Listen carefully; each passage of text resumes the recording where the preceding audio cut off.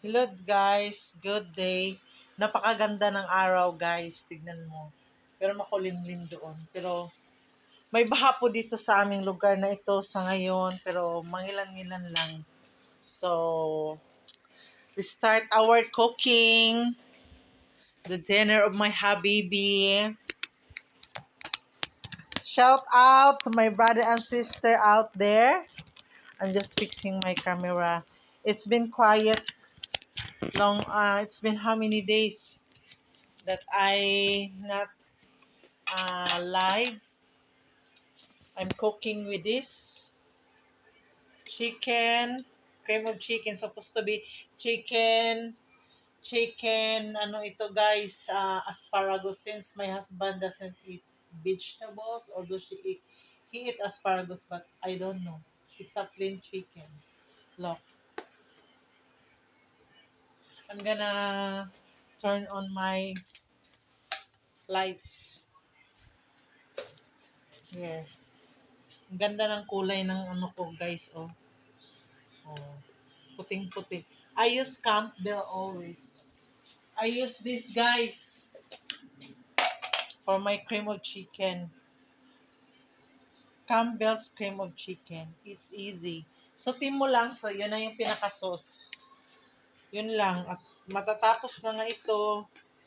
Kasi pag na-overcook din ang chicken kasi hindi po pwede. I'm gonna taste if it's cooked na or not yet. Ah. Mm. Kunti pa. Simmer ko lang siya para hindi masunog yung pitan. Simmer natin siya guys. Kahit saglit. Ganyan lang. So, the time check is 2:24 in the afternoon. So, yun. Napakaganda ng araw dito guys. Naalala ko yung aking garden. Although kanina, nag-ano na ako ng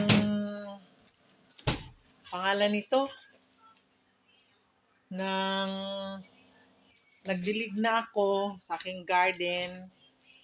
So, naalala ko, marami na pala akong hinog na kamatis po. So, mangunguha tayo, may dala akong ano. Napabayaan ko ngayong garden ko, guys, eh. Gawa ng nagkaroon ako ng